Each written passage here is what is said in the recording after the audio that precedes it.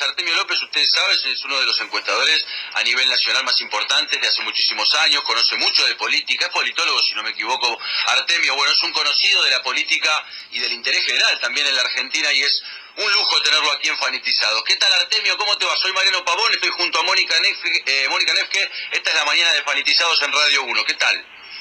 ¿Qué tal? ¿Cómo anda, Mónica? ¿Todo bien? ¿Cómo andan las cosas? Bien, Acá tirando. todo tranquilo, Artemio. Acá estábamos hablando, preocupados en realidad porque la plata no alcanza, preocupados porque sobre todo la gente cuando uno habla en la calle te dice que aumenta todo y los sueldos para cuánto. Sí. Digo, ¿cuál es tu mirada de la realidad argentina hoy? Mira, un dato como para no aburrir demasiado, pero antes de ayer se conoció el informe de la Dirección de Estadística de la Ciudad de Buenos Aires, reducido al ámbito de la capital federal, que es el distrito, digamos, con mayor consistencia socioeconómica del país, por lo menos en promedio. ¿Y qué mostró? La inflación para la capital, estamos hablando del Instituto de la Capital, que es insospechado digamos, de animosidad para con el gobierno, porque efectivamente responde, o por lo menos está financiado por el gobierno de la ciudad. Bueno, 42 puntos de inflación, y después hay un desagregado sobre cómo recompusieron salarios la población porteña. Vamos a saludar a Artemio López. Artemio López, ustedes saben, es uno de los encuestadores a nivel nacional más importantes de hace muchísimos años, conoce mucho de política, es politólogo, si no me equivoco, Artemio. Bueno, es un conocido de la política y del interés general también en la Argentina y es un lujo tenerlo aquí en Fanatizados. ¿Qué tal, Artemio? ¿Cómo te va? Soy Mariano Pavón, estoy junto a Mónica Nefke. Esta es la mañana de Fanatizados en Radio 1. ¿Qué tal? ¿Qué tal? ¿Cómo anda, Mónica? ¿Todo bien? ¿Cómo andan las cosas? Bien, acá tirando. Todo tranquilo, Artemio. Acá estábamos hablando, preocupados en realidad porque la plata no alcanza, preocupados porque sobre todo la gente cuando uno habla en la calle te dice que aumenta todo y los sueldos para cuánto. Sí. Digo, ¿cuál es tu mirada de la realidad argentina hoy? Mira, un dato como para no aburrir demasiado, pero antes de ayer se conoció el informe de la Dirección de Estadística de la Ciudad de Buenos Aires, reducido al ámbito de la capital federal, que es el distrito, digamos, con mayor consistencia socioeconómica del país, por lo menos en promedio. ¿Y qué mostró? La inflación para la capital, estamos hablando del Instituto de la Capital, que es insospechado digamos, de animosidad para con el gobierno, porque efectivamente responde, o por lo menos está financiado por el gobierno de la ciudad. Bueno, 42 puntos de inflación, y después hay un desagregado sobre cómo recompusieron salarios la población porteña, del 10% más rico hasta el 10% más pobre. Bueno, el 30% más pobre de la población porteña, estamos hablando de unos 950.000 ciudadanos, recompuso con una inflación de 42, acordate la cifra, un 24% del ingreso familiar. O sea, perdieron 18 puntos con respecto a la inflación. Eso es una catástrofe en términos socioeconómicos, por eso que lo que vemos en el distrito socioeconómicamente más importante del país, la distribución del impacto del aumento de precios fue bien asimétrica y sobre todo acható el nivel de consumo de los sectores medios bajos y bajos de una manera que yo, para observar un fenómeno similar, sí hay que remitirse a la crisis del 2001. El decir más alto también perdió con la inflación, pero perdió 2 puntos. Tuvo el 39% de recomposición contra 41 monedas. No llegó a 3 puntos de pérdida. Bueno, eso es lo que estamos viviendo hoy. Una caída en general del poder adquisitivo, una merma del consumo, pero un impacto diferencial sobre la mitad de la población más pobre, como no tenemos antecedentes desde la recuperación democrática. Solo hay que ir a la crisis del 2001 para observar estas caídas en el poder adquisitivo de la familia. Eso es muy grave, porque vos sabés qué pasa cuando se deja de consumir. Hay una cadena que es consumo, caída de venta, problemas de empleo. Estamos con casi 600.000 desempleados en un año, entre formales e informales, 80 desempleados por hora, produjo Macri desde que asumió en 2015. Este es un ajuste feroz, salvaje, que se está descargando con muchísima intensidad sobre la mitad más pobre de la población, por eso estos niveles de insatisfacción popular crecientes. Sí, ahora uno cuando escucha a los funcionarios del gobierno, o algunos, hablan mucho de la herencia, desde hace un tiempo, desde que asumieron, y hasta esta parte, se sigue hablando todavía de la herencia y que esto era necesario, este ajuste, sí o sí. Digo, en tu mirada, ¿era necesario ajustar así las clavijas en este país para salir adelante? Pero esto no es un ajuste, esto es un cambio de régimen. Pasaron de un régimen popular democrático centrado en el consumo doméstico, la generación de empleo, sustitución de importaciones, que históricamente llevó adelante el peronismo en general y particularmente el kirchnerismo partiendo por otro régimen que también tiene antecedentes en Argentina, que es el neoliberalismo. Obviamente estas políticas hay que convenir que son un paradigma de acuerdo a una estructura de pensamiento que propone un país de estas características, un país para muy pocos, un país donde efectivamente el mercado interno pasa a segundo plano, el empleo obviamente cae de la mano de la caída del consumo doméstico y la transferencia de ingresos son muy asimétricas. Yo lo decía en el programa de televisión sobre las asimetrías en la transferencia de ingresos. Te doy una sola medida.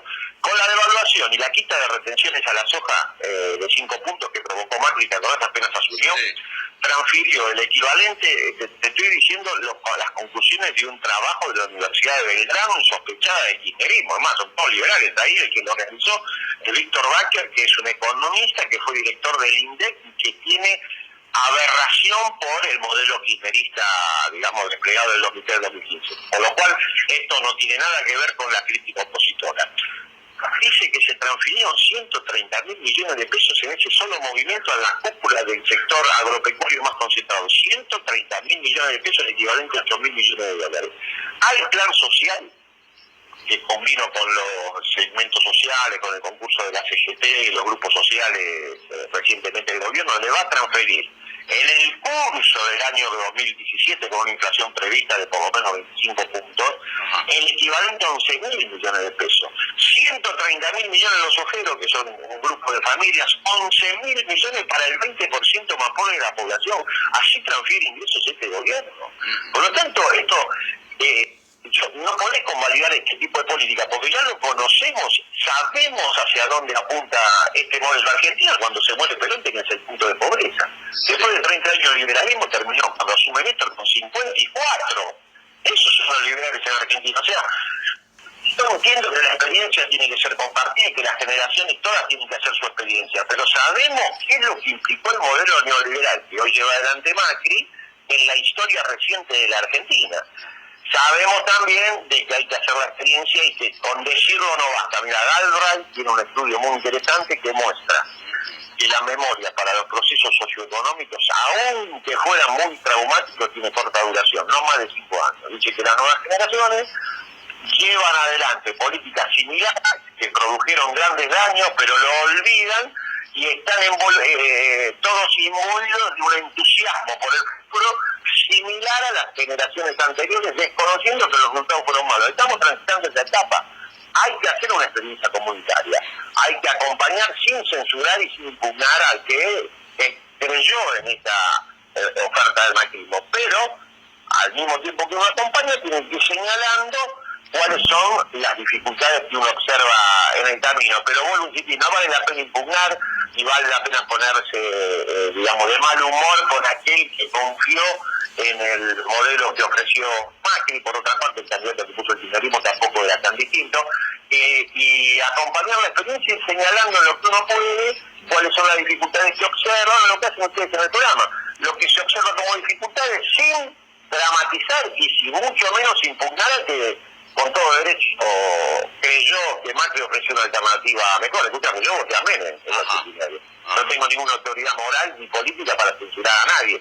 Sí puedo decirte que por este camino creo que vamos mal. Está bueno que desde un lugar de autocrítica digas esto, porque verdaderamente hoy en este mundo político donde le cuesta tanto reconocer errores a un lado o al otro, está bueno que vos desde ese lugar siempre resaltes el tema, un humilde parecer, de que este gobierno también fue votado y en democracia. Está Mónica Neff, que al lado mío, que también te quiere consultar, Artemio. Sí, en este marco, bueno, ¿cómo estás, Artemio?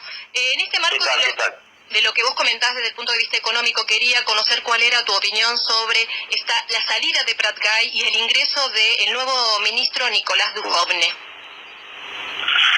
Mira, los funcionarios tienen poco juego en ese modelo. Me acuerdo cuando la crisis en Brasil, antes del golpe de Estado que termina con el gobierno de Dilma, los analistas, Dilma tomó una serie de decisiones políticas bastante tradicionales, hizo un ajuste ortodoxo. La verdad que su segundo lapso fue muy malo, y dicho incluso por Lula, hicieron una política muy profunda de ellos. ¿Y qué decían los analistas? Bueno, ya acá no gobierna Dilma, gobierna el ajuste, porque cuando vos desatás una perspectiva y el desarrollo de la fuerza productiva van hacia un lugar, bueno, después lo podés tocar y cambiar. Entonces, los funcionarios, bueno, el cambio de nombre, y el cambio de nombre puede ser formalmente, puede corregir algún matiz, pero el plexo de la política socioeconómica está definido desde el primer día por el presidente y se lleva adelante ya más allá de la voluntad política de los funcionarios. No se puede parar esto si es que vos no planteás un cambio de paradigma rotundo, cosa que está bastante lejos de la voluntad política del gobierno. Por lo tanto, ¿qué va a hacer Duhovne? Duhovne va a hablar mucho más de lo que va a hacer. Y va a decir que va a ajustar el gasto público en un año electoral, lo va a ajustar moderadamente, y va a pretender eventualmente darle más fiscalidad al gobierno, pero en estas circunstancias me parece muy difícil, porque es el mismo gobierno que ha transferido, como dijimos, ingresos que son ingresos fiscales a la cúpula de los sectores concentrados de una manera desapogada. La irresponsabilidad fiscal de Macri no tiene antecedentes. Nadie toma un gobierno con un paradigma de fiscalidad muy fuerte, como dice que tienen los neoliberales, que dicen el gasto público, bueno, y provoca semejante transferencia de ingresos y deja al Estado en esta medida sola, 130 mil millones de pesos que podría conservar para financiar su funcionamiento. Eso lo hizo Macri. Entonces, ¿qué va a hacer Duhovne frente a eso? Va a hablar, va a hacer reportaje y va a decir, no, vamos por otro lado, pero hasta las medidas no están tomadas y la perspectiva es una sola. Todo lo que son matices, o sea, hay más verborrático, capaz que está un poco gastada la figura de Alfonso, pero en general, el conjunto de la dirigencia que acompaña a Mauricio Macri va por este camino. Ustedes pueden verlo en todas y cada una de las medidas. La gestión no es muy buena. El fondo de ANSES acaba de perder 7 puntos con respecto a la inflación. Rindió 33 puntos con una inflación de 40. Y estos son todos ceros que dicen manejar como nadie las expectativas de los mercados y la evolución de las aristas financieras del negocio financiero.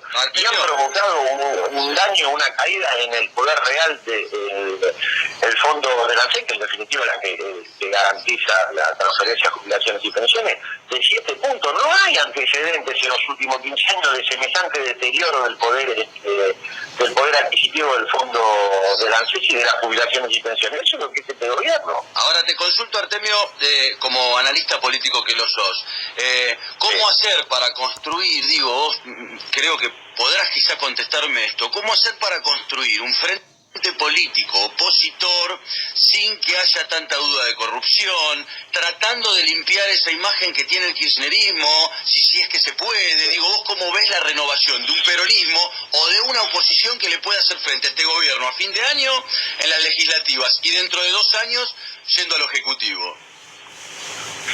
Mira, yo creo que una parte del discurso antikirchnerista vinculado a la corrupción es una construcción de oposición política. Yo no le asigno toda la razón a lo que publican los medios, mucho menos lo que un sector del Partido Judicial impugna sobre, en particular la presidenta, ¿no? La expresidenta Cristina Kirchner. Ahí creo que hay un ejercicio de oposición sistemático y de mérito de la política de Cristina. Lo que se observa en términos generales, y esto me parece que no es un fenómeno solo local, sino también regional, y diría que está funcionando en casi todas las democracias occidentales, es que los niveles de polarización de la opinión pública son muy altos. Acá no ha cambiado prácticamente la división de preferencia con respecto a noviembre del 2015. Eso produce un crecimiento en el volumen de la expresidenta Cristina, que aparece muy visible como principal opositora, pero también, y hay que decirlo, un sostenimiento de la imagen de Mauricio Macri, porque mirá todo lo que comentamos con respecto al nivel de daño social, lo que implica en términos de ingresos. Bueno, pues si se traduce eso en la pérdida de legitimidad del gobierno nacional con la magnitud que uno imaginaba cuando le narran lo que está haciendo en términos económicos, no, la verdad que mantiene 40 puntos de imagen positiva, un nivel de aceptación de la gestión en torno a ese número, que es bastante más elevado de lo que se puede suponer, dado el daño que ha provocado. Bueno, ¿y por qué pasa eso? Y porque los niveles de polarización tienen como efecto paradojal la construcción de la principal opositora, Cristina Kirchner, pero también el sostenimiento de Mauricio Macri como la única alternativa, por lo menos que se visualiza hoy, al regreso de Cristina Kirchner o de lo que expresa Cristina Kirchner en términos político-electorales. Por eso que esta dinámica está dejando camino muy angosto para terceras alternativas. Es muy difícil que eso suceda, pero no es un fenómeno solo local. Todas las democracias regionales, en la eurozona, incluso en Estados Unidos, en las últimas elecciones, los niveles de polarización de la opinión pública son crecientes y se sostienen y no dejan lugar a terceras alternativas más reformistas, que quieran mejorar las aristas más brutales del ajuste que está llevando adelante Cambiemos. El caso del Frente Renovador es evidente. Ellos plantearon una alternativa que, respetando lo esencial, le votaron todas las leyes esenciales a Macri, sin embargo tienen objeciones de forma y sobre todo en algunos aspectos de la política que lleva adelante Cambiemos. Bueno, eso no tiene lugar en Argentina y no está teniendo lugar en ninguna de las democracias occidentales. Dos modelos muy confrontativos, con un nivel de polarización muy alto, nos guste o no, porque es independiente de nuestra voluntad. Eso pasa y se sostiene de esa manera. Artemio, hace unas horas el ministro de Justicia de la Nación, Garabano, hizo una expresión en relación a Milagros Salas, diciendo que no es una presa política. ¿Cuál es tu mirada? Bueno, Milagros Salas es una presa política porque fue puesta presa por protestar además en una protesta de la que no protagonizó, protestar a distancia. Luego se le fueron agregando causas, pero bueno, la violación inicial, pero no lo he dicho por yo, no soy abogado ni conozco de temas jurídicos, pero he dicho a nivel local por autoridades en materia de justicia penal, y a nivel internacional todos los foros se han pronunciado, incluso aquellos con los que tiene vínculos amigables el gobierno, bueno, desde la ONU hasta Human Rights Watch, todos, y es efectivamente una presa política, pero bueno, Garabano en realidad es un funcionario político, oficia de ministro de Justicia, pero está justificando una práctica política del gobierno de Cambiemos, que seguramente está vinculada al tipo de estrategia inicial que utilizaron para instalarse en el poder, mostrar que frente a la oposición ellos reaccionan de una manera enérgica. Bueno, los ha llevado a cometer este tipo de acciones que puede tener circunstancialmente algún resultado positivo, pero que en perspectiva es muy gravoso para el propio gobierno. Está en un dilema que no sé cómo lo va a resolver. Vos no podés poner todos sus atributos de autoridad a sostener a una persona presa ilegítimamente contra el reclamo de los organismos internacionales. Eso en realidad no es una estrategia que finalmente va a fracasar, no tiene el más mínimo sentido. Además están pagando un precio enorme. La verdad, la situación de apresamiento de Milagros Salas no lo vale. Cualquier analista o cualquier asesor le diría, mira, esto es pagar, tirarle con un hecho Z a una hormiga. O sea, es ridículo lo que están haciendo. Desde el punto de vista del sostenimiento de la propia autoridad del gobierno no tiene más mínimo sentido. Pero bueno, ya están embarcados. Viste que esto no se baja, sino más lo que te decía yo. Una vez que vos tomás un embalón y vas en una dirección, después no decís, bueno, no va, bajemos, no es así. Después tenés que seguir, ese es el problema de la política. Después te empieza a manejar la dinámica esta. Hablando de política, el 2017 es un año donde se va a hablar mucho de política, es un año de elecciones legislativas. Entonces te quería preguntar sobre determinadas figuras justamente de la política. ¿Cuál es el futuro político que vos le ves, en especial durante este año? La primera pregunta es en relación a Daniel Scioli. No te estoy escuchando porque se entrecorta. Daniel Scioli, me dijiste. Claro, exactamente. ¿Cuál es el futuro político que vos le ves en este año a Daniel Scioli? Mira, este es lo que quiere protagonizar la elección de Provincia de Buenos Aires. Mi percepción es que va a ser muy dificultoso que él tenga una performance adecuada en el distrito, que ya le dio la vuelta a la espalda de varias veces. En 2013 las estrategias y la oferta del sciolismo en Provincia de Buenos Aires es muy deficitaria. Fíjate que cuando vos analizás el resultado del 2015, cuando decís cuál fue el punto de quiebre del resultado electoral para el Frente para la Victoria, cuál fue el distrito donde efectivamente obtuvo peor resultado, bueno, Provincia de Buenos Aires. Es el distrito que le aportaba el 45% de los votos, donde tenía que haber hecho una diferencia, como la que sí hizo Macri en los distritos donde tenía que haber hecho diferencia, la hizo Capital, Santa Fe, Córdoba. Bueno, en Provincia de Buenos Aires no hubo diferencia significativa, incluso en los barrios, en la zona más pobre de Provincia de Buenos Aires, una cantidad de votos a Cambiemos muy importante. Eso traccionó también la derrota de Provincia de Buenos Aires. No, yo creo que ahí no sé, bueno, porque nadie puede decir se acabó en política, eso es muy dinámico, pero los antecedentes en términos electorales de esa experiencia y de la figura del exgobernador no son buenos en su propio distrito, además porque va a competir con toda figura novedosa, ¿no? O sea, medio como que el tiempo no para, como dice o sea, la renovación ya no es solamente una demanda de marketing político, es una lógica inexorable en la construcción política. La cuestión generacional pesa mucho y ya las dirigencias políticas a nivel nacional y a nivel distrital han tenido una renovación fuerte y la van a seguir teniendo. Es así, eso es inevitable. Bien, ¿y el futuro político de Elisa Carrió para este 2017? Mira, no sé cuál será la perspectiva de Carrió, creo que quiere ir a la provincia de Buenos Aires. Me parece que es una candidatura que tiene eventualmente un piso electoral muy anclado en un sector duro de Cambiemos, pero le va a costar mucho superar ese piso.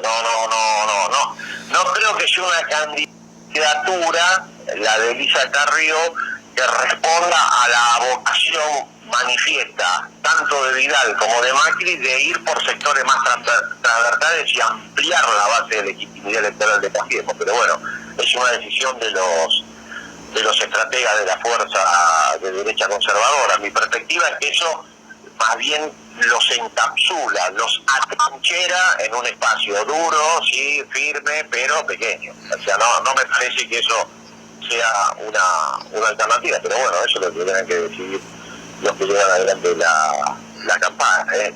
Es una candidatura muy poco horizontal y sí es fuertemente vertical, y sí, Albanizi garantiza, si vos querés, algunas líneas fundamentales en el texto más duro de la casa Cambiemos, pero no creo que es una candidatura para expandirse electoralmente. Bien, la última pregunta, Artemio, es sobre, para este 2017, ¿no? Específicamente, el futuro político de Cristina Fernández de Kirchner.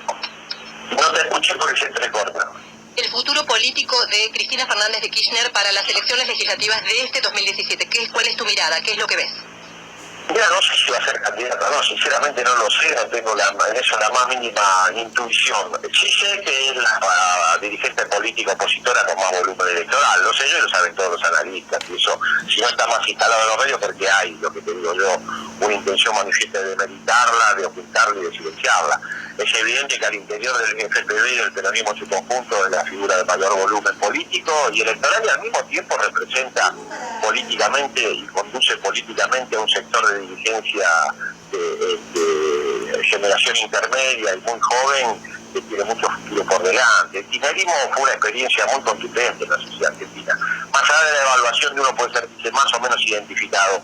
Ha sido 12 años que le ha puesto fin a un tipo de acumulación y a un tipo de política que dominó la política argentina desde el golpe militar del 76 hasta el año 2003 y ha provocado transformaciones sustanciales que muchos sectores ciudadanos ven de una manera muy positiva. Es muy difícil que una experiencia tan contundente no tenga un saldo organizativo, político y electoral. Y el kirchnerismo no es la excepción, lo tiene, ha retomado tradiciones, además que en Argentina son muy profundas. El populismo popular, la experiencia popular democrática que inauguró Perón y Evita en el 46, tienen puntos de contacto muy fuertes. A mi juicio es la continuidad de la experiencia kirchnerista, y eso también le da mayor volumen y mayor profundidad histórica. El que crea que el kirchnerismo pasó como una experiencia político-electoral más, me parece que se equivoca. Dejó su impronta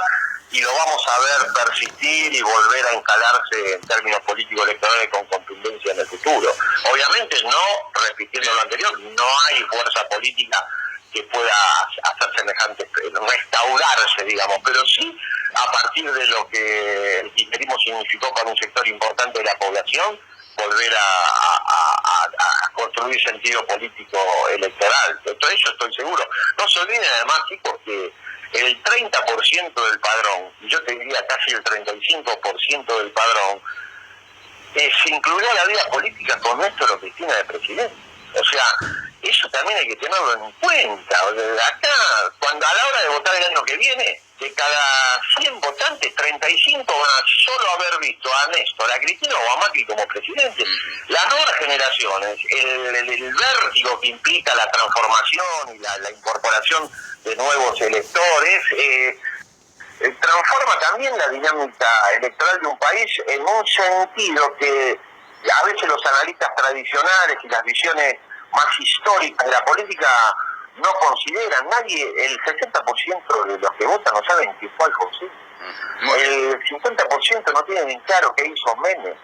El tema de la dictadura, no digo para sacarlo como tema, digo para que tengamos en cuenta el tema del proceso de la dictadura, la vivencia personal de ese fenómeno, lo tiene el 15% de los que votan.